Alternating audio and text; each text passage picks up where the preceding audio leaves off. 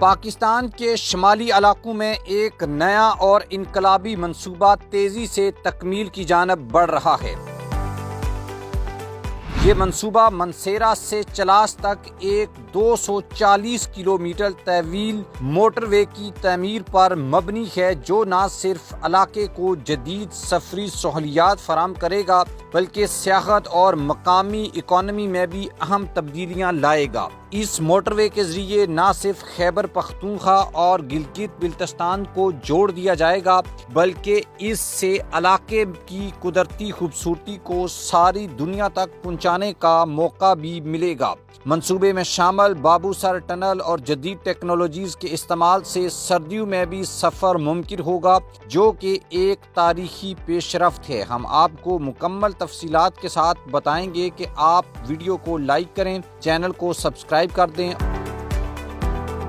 اگر بات کی جائے موجودہ رستے کی تو منسیرا سے چلاس تک جانے والا N15 ہائی وے ایک مشکل اور پیچیدہ رستہ ہے۔ اس پر سفر کرتے ہوئے مسافروں کو مختلف قدرتی رکاوٹوں کا سامنا کرنا پڑتا ہے، جیسا کہ پہاڑی رستے، خطرناک موڑ اور بارشوں یا برف باری کی وجہ سے لینڈ سلائیڈنگ۔ بابو سر ٹاپ، جو اس رستے کا ایک اہم حصہ ہے، سردیوں میں مکمل طور پر بند ہو جاتا ہے، جس سے اس رستے پر سفر کرنا انتہائی مشکل ہو جاتا ہے۔ اس کے علاوہ اس رستے کی تکمیل میں 7 سے 8 گھنٹے کا وقت لگ جاتا ہے، جو کہ سیاحوں کے لیے کافی زیادہ ہوتا ہے، خاص طور پر جب موسم کی حالت خراب ہو۔ پاکستان کی حکومت نے اس مسئلے کا حل پیش کیا ہے اور اعلان کیا ہے کہ منسیرا سے چلاس تک 240 کلومیٹر طویل ایک جدید موٹر وے بنائی جائے گی۔ یہ موٹر وے جدید ترین ٹیکنالوجیز کے استعمال کے ساتھ بنائی جائے گی، جس میں سرنگیں ہوں گی،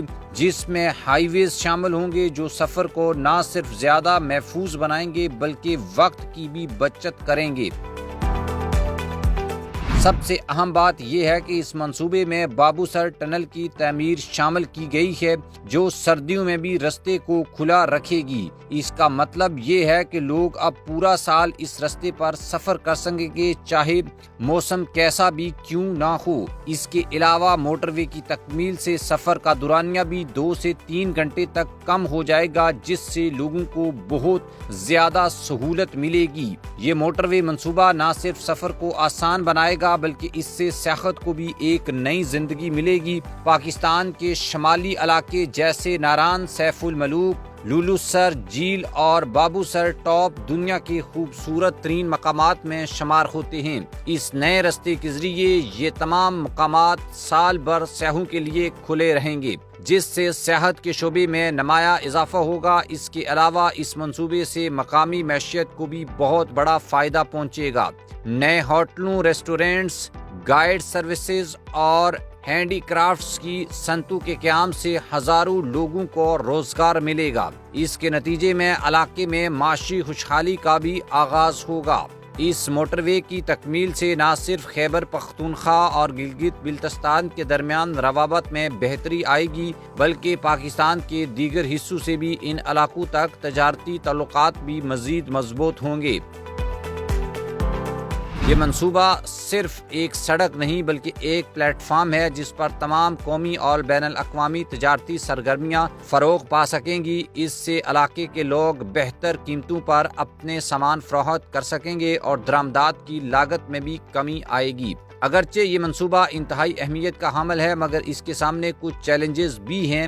سب سے پہلے مالیاتی مسائل ایک بڑا مسئلہ ہے۔ نیشنل ہائی وے اتھارٹی کو اس منصوبے کے لیے مالی مدد کی ضرورت ہے اور انہوں نے اس مقصد کے لیے سعودی عرب سے بھی تعاون طلب کیا ہے۔ دوسری طرف پہاڑی علاقوں میں سڑکوں کی تعمیر کے دوران ماحولیاتی تحفظات کو یقینی بنانا بھی ایک بڑا چیلنج ہے تاکہ قدرتی ماحول میں کوئی منفی اثر نہ پڑے۔